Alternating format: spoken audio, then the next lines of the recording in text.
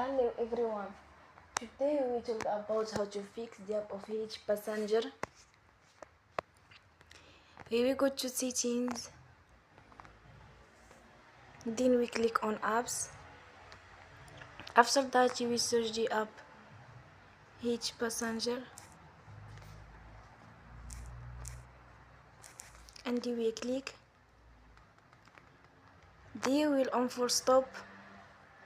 After that we will go to storage. Then we click on clear cache.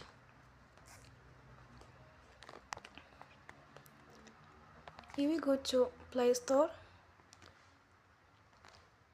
and you will update your app. Don't forget to support us by like and subscribe. See you next time and thank you for watching.